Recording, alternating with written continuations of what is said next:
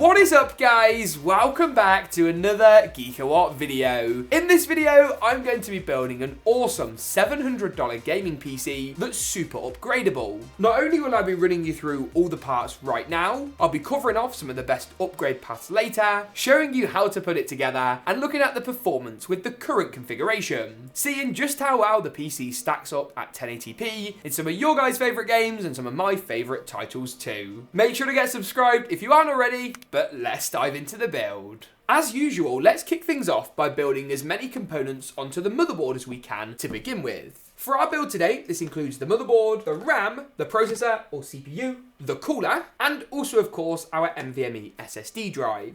At the heart of this system today is an AMD Ryzen 5 5600X. Now this Ryzen chip still manages to hold its own even against a backdrop of new Intel 12th gen launches and provides great single and multi-threaded performance. Plus, with new Ryzen CPUs just around the corner, the price of the 5600X should only go down, and there'll be some great offers to have on this really quite future-proofed gaming CPU. Plus it uses cheaper DDR4 memory, something we'll come onto in a moment, after we've looked of course at the motherboard choice for this build. I've gone for an ITX board in this build to prove not only that small form factor systems don't have to be expensive, but also to show they can still give you good upgrade paths without taking up quite as much room on your desk. Not everyone wants a monstrous tower crowding over their setup. Let's actually go ahead and install the processor into the motherboard though and tick off at least one of our components straight away. Locate the golden triangle on the processor. For us, it's up in this corner right here. And then we're going to match this up with the top left-hand corner of the CPU socket. Here you should see a further little triangle.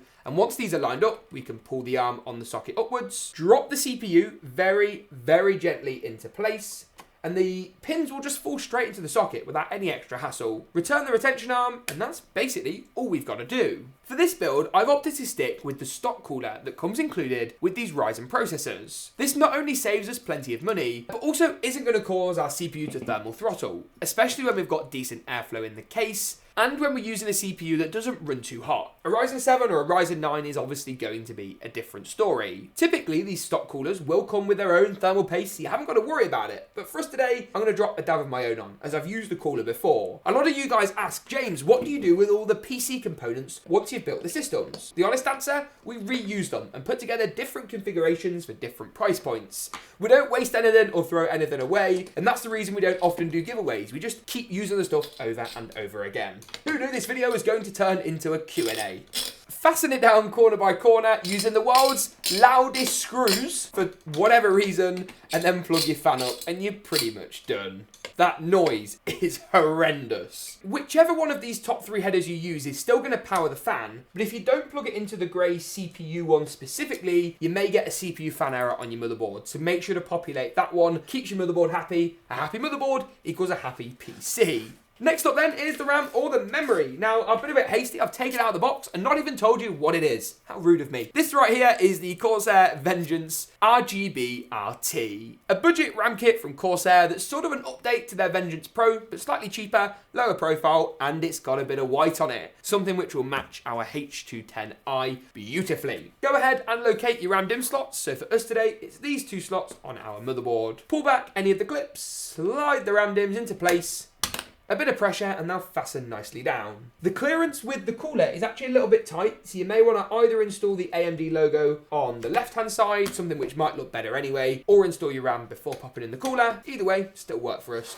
without too much of a hitch. Next up then, we're going to grab the next component, and it isn't this deep cool screwdriver kit, it is in fact the SSD. But before we do that, we need to find ourselves a small Phillips head and actually go ahead and remove the M.2 heatsink. That's this heatsink right here. In this build, we won't actually be returning the heatsink back into place, as our M.2 SSD actually has its own heatsink built in, which also includes a bit of RGB. Spoiler alert there. This heatsink will do a great job though of keeping the CPU cool. Keeping the CPU cool, someone can tell I've been on holiday. Keeping the SSD cool, sorry, if it doesn't have a heatsink, but ours of course does, so we don't need to worry about it. Slide the drive into the top M.2 slot. There's another one hiding underneath, so if you've got multiple drives, not to worry. And there's a further M.2 slot slot on the rear of the board as well. So really, really great connectivity on this one from ASUS. And then we can fasten the SSD down using a small M.2 screw. This is the bit where you're like really gently sort of trying to caress the screw in, because if it falls and it ends up in this motherboard, it's like shaking the board to try and get it out. But no worries, we've done it first time today, and it wraps it up for the CPU, RAM, SSD, and of course our motherboard. 4 components in the bag already, and we can move next up onto the case choice. For the chassis in this system, I've gone for the NZXT H210. Now this doesn't actually look like a typical weird mini ITX case.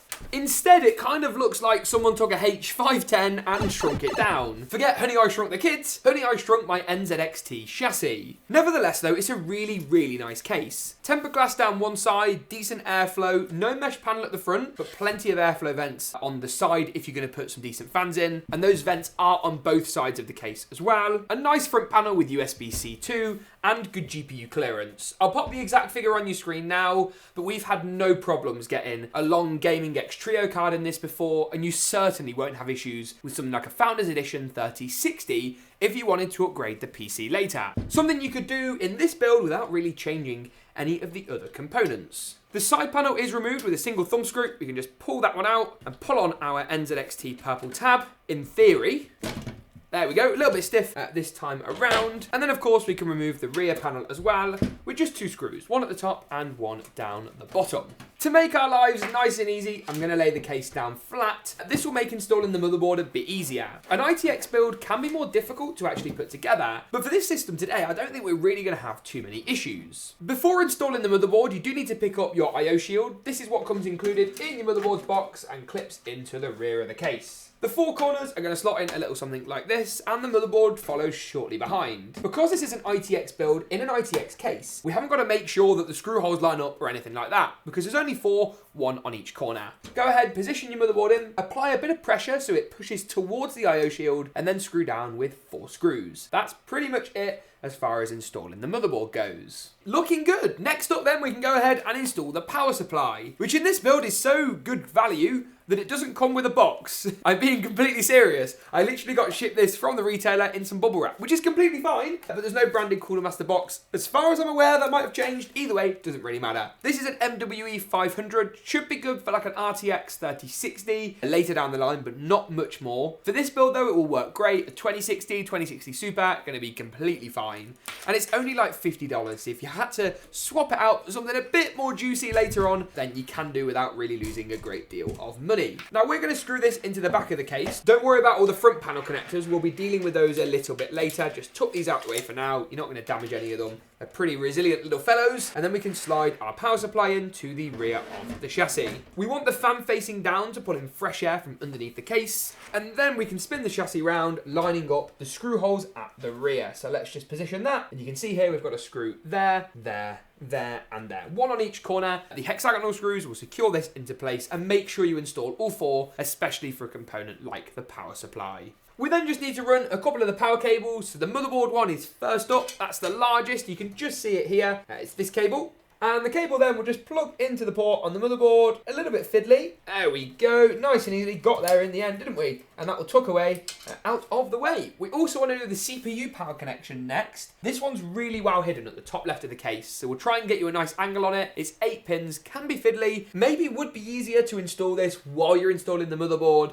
But for us today, we can just go ahead and pop it in now. Might be a little bit more painful on the fingers, but we'll still go in, no issue. And once that's been done, we can move on to the GPU, the final component in the build today. Now, I appreciate the current GPU market is, well, a bit of a nightmare, really, isn't it? The new 3050 and new AMD budget cards, I don't even know what they're called anymore, are going to be nice additions to the market, but probably still quite tricky to buy. That might change later in the year with some of the changes to cryptocurrency mining, but we'll make a bigger point of that in a separate video. Even still, the 1650 is a great stopgap option. You can buy it either new or used for prices that, while seem expensive, aren't ludicrous, especially compared to a used 2060 or 3060 Ti. It still gives you 1080p gaming performance, and with a good CPU can give you decent mileage in even the latest AAA titles. Yes, there's no ray tracing, there's no DLSS, there's no fancy next-gen features, but with 4GB, of GDDR5 VRAM, and a affordable price point, you're not going to lose much money on this card. If you pick it up now, flip it in a year's time when you buy yourself something just a little bit better. Definitely food for thought. And I'm going to talk more in another upcoming video about just how you should go about building a PC in 2022. What the approach should be for those of you looking to get gaming now but not lose a load of money in the long run. Now, installing this card's super easy. It doesn't require any external power or anything like that. Instead, we can push the clip back on the PCIe slot, line up the GPU and slot it into place. While I appreciate this is a very compact GPU, it does still show you how much more room we actually have. You've got loads more room for an extra GPU, more than double the length of this one would be completely fine too. I'm going to fasten it down at the rear and then the system's basically there. There's a few front panel connections we need to plug in, but we've covered these off in a more detailed generic build guide. So if you'd like to check those out, go and look at that video in the cards section now. Instead, what we're going to do is boot the system up and test it out with a load of titles. But before that, it's time for the epic, legendary GeekaWhat montage, which, don't worry, is not going anywhere in 2022. I'll see you in a second, but first, roll that montage.